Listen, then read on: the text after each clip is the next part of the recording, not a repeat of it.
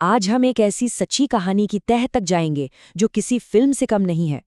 सोचिए, एक local cricket match और 13 साल पुराना एक ठंडा पड़ चुका कत्ल का केस। क्या इन दोनों में कोई कनेक्शन हो सकता है? आज पता चलेगा कि कैसे एक कातिल जो एक दशक से ज्यादा वक्त तक सबकी नजरों से ओझल था, आखिरकार एक ऐसे सुराग से पकड़ा गया जिसके बारे में कोई सोच भी नहीं सकता था।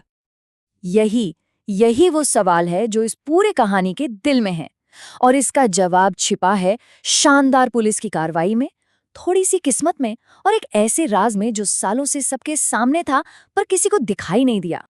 तो हमारी कहानी की शुरुआत कत्ल के दिन से नहीं होती, बल्कि उसके 11 साल बाद सितंबर 2012 से होती है। भारत के कर्नाटक में एक नए पुलिस सुपरिंटेंडेंट एक बहुत ही बड़ा फैसला लेते हैं और ये आदेश पहुंचता है पुत्तूर पुलिस स्टेशन में नए आए इंस्पेक्टर सुरेश कुमार पी की टेबल पर।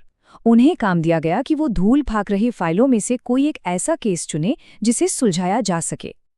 और वो चुनते हैं स्टेशन का सबसे जिद्दी, सबसे अनसुलझा केस, साल 2001 का एक कत्ल। अब देखिए, 11 साल गुजर चुके थे। इसका सीधा सा मतलब था कि कातिल के पास अपनी पहचान मिटाने और गायब हो जाने के लिए 1 दशक से भी ज्यादा का वक्त था। तो चलिए थोड़ा पीछे चलते हैं। साल 2001 में आखिर हुआ क्या था?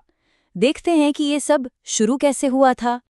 9 जून 2001 को एक फाइनेंस कंपनी के मालिक विश्वनाथ राय के गायब होने की रिपोर्ट लिखवाई जाती है। पता चलता है कि उन्हें आखिरी बार उनके बिजनेस मैनेजर विश्वनाथ शेट्टी के साथ देखा गया था। पहली नज़र में तो ये एक आम गुमशुदगी का मामला लग रहा था, लेकिन यही मैनेजर कहानी का सबसे बड़ा सस्पेक्ट बनने वाला था। अगले ही दिन यानी 8 जून को पीड़ित की पत्नी ने मैनेजर विश्वनाथ शेट्टी को फोन किया। उसने फोन तो उठाया, लेकिन पति से बात कराने से इनकार कर दिया और फोन काट दिया। कुछ दिनों बाद राय की लाश मिलती है और शेट्टी वो जैसे हवा में गायब हो चुका था।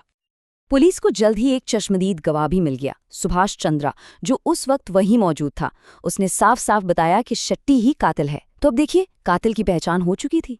केस तो अब तक सुलझ जाना चाहिए था, है ना? पर ऐसा नहीं हुआ।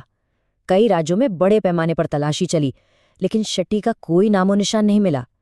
वो पूरी तरह से गायब हो गया और 11 सालों तक केस की फाइल पर बस धूल ही जमती रही। अच्छा, अब वापस 2012 में आते हैं। इंस्पेक्टर कुमार केस की फाइल को ना जाने कितनी बार पढ़ते हैं।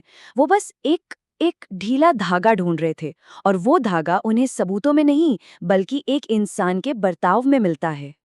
उन्होंने पाया कि कत्ल के ठीक बाद मुजरिम शेट्टी की पत्नी ने भी अपने पति की गुमशुदगी की रिपोर्ट दर्ज करवाई थी। अब ये तो आम बात लगती है, लेकिन जब इंस्पेक्टर कुमार ने गहराई से जांच की तो उन्हें एक बहुत ही अजीब पैटर्न नजर आया। रिकॉर्ड्स बता रहे थे कि वो पहले 2 महीने तो बहुत परेशान थी, बार बार पुलिस स्टेशन के चक्कर काट रही थी, लेकिन फिर अचानक सब बंद हो गया। अगले 11 सालों में उसने एक बार भी पुलिस से अपने पति के बारे में कोई अपडेट नहीं मांगा। आखिर ऐसा क्यों? इंस्पेक्टर कुमार को दूसरी बात पर ही शक था। उनका दिमाग कह रहा था कि पत्नी उसे इसलिए नहीं ढूंढ रही क्योंकि वो जानती थी कि वो सच में लापता है ही नहीं। बस यहीं पर इस ठंडे पड़े केस में पहली असली दरार पड़ी।